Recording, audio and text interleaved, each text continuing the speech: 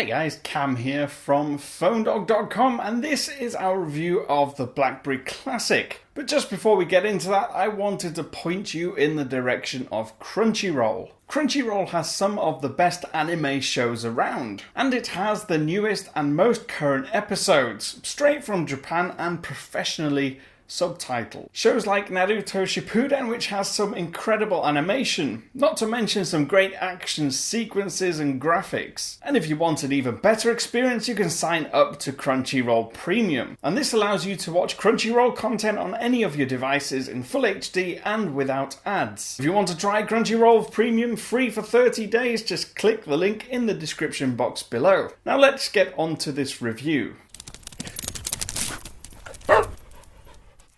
Just a couple of years back, it seemed that BlackBerry's days in the smartphone industry were over. They tried reshuffling the boardroom, but it wasn't until John Chen came aboard in 2013 that the company showed signs that it might still be alive, if only just a little bit. And it all sort of felt like it was leading up to one phone.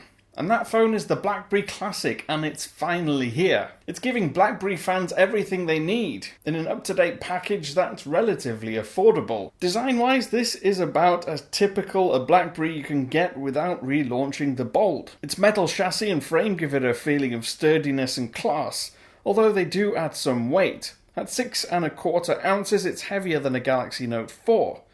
Even though it's much smaller. But despite its obvious heft, it's a very comfortable phone to hold. Its rear is curved from the edges and covered in a grippy textured plastic, making it one of the most ergonomic BlackBerries that's ever been released. On the front, the traditional physical QWERTY keyboard takes up 4 rows, each separated by a stylish and practical metal fret. It makes for an easy typing experience, especially given the fact that all the function and symbol keys are in the right places.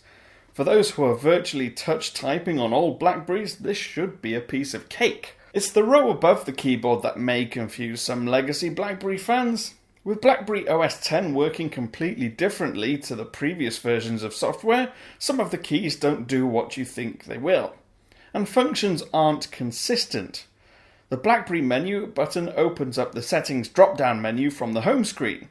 Press it again and it selects whatever is highlighted and opens it. In the hub, it opens the side menu. The back button takes you back, but you can also use it to close running app windows on the home screen. And then there's the trackpad, which works well. For old schoolers who want to avoid touchscreen use, you can virtually do anything you need to do just by using the trackpad and the physical buttons. Call and end call buttons do exactly what you expect they will. In and of themselves, all the buttons work really well, but they do have a downside. They slightly intrude on the touch-sensitive area around the display.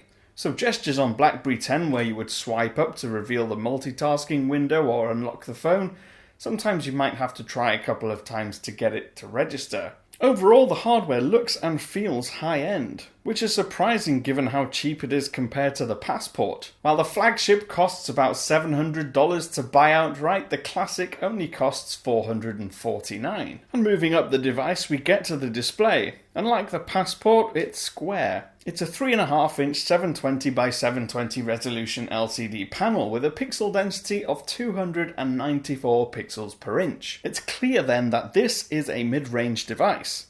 Saying that, it's not a terrible display. It's bright and has great viewing angles. Whites don't tend to change that much when you're changing the angle that you're looking at the screen from. Colours are natural too. Text is fairly sharp, but if you look closely, curves on lettering and numbers aren't tremendously smooth. What's more, because the screen is square, what you can do with it is quite limited. If you're really into watching movies or gaming, then you should give the Classic a miss. Unless all you want to play is the new Brick Breaker game. The same goes for photographs. But for emails, messaging, web browsing and calendar management, it's fantastic.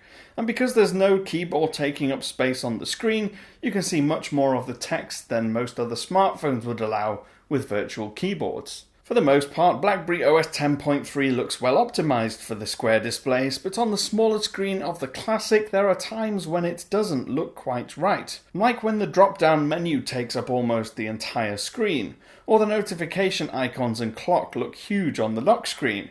But these are unimportant issues. More noticeable problems arise when we look at performance. The first thing I noticed, having used a number of flagships for the past few months, is that there's a delay in touchscreen responsiveness. Gestures don't result in instant action. Granted, it's not a huge delay. In fact, it's a split second, but I noticed it nonetheless. For the most part, moving through the user interface is a pleasing experience, but open an app and the experience changes. Performance can be sluggish at times. That said, browser speed is generally quick, even if the touchscreen response time isn't quite up to scratch. And thanks to BlackBerry 10's intuitive gesture-based system, moving around the phone is as slick and easy as ever, even if it's not as instantaneously responsive as its bigger brother, the Passport. And battery life is decent too. The Classic easily got me through a full day on 100% charge, with some juice left over normally after light to moderate use. As with many individual features, the Classic isn't as impressive as the Passport, but it's still good overall, even if it's only 2,515 mAh. Speaking about cameras on a BlackBerry has always, historically, been a side issue. As long as it had one, and you could take the odd snap to upload to Facebook, the world is all rosy.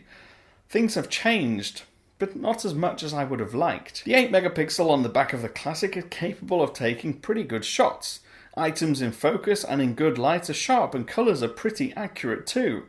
Even depth of field is passable, but overall pictures can be fuzzy, and there's the odd occasion when colours are lifeless. If light is anything below brilliantly bright, the camera does struggle to create a good image.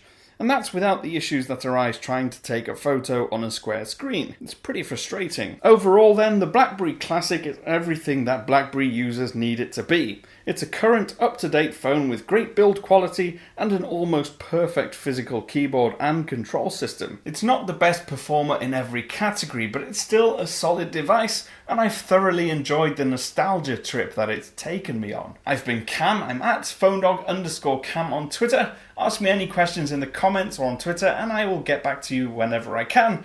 Of course, if you like our videos, don't forget to subscribe, hit the thumbs up button. They really do help us out. I will see you again soon.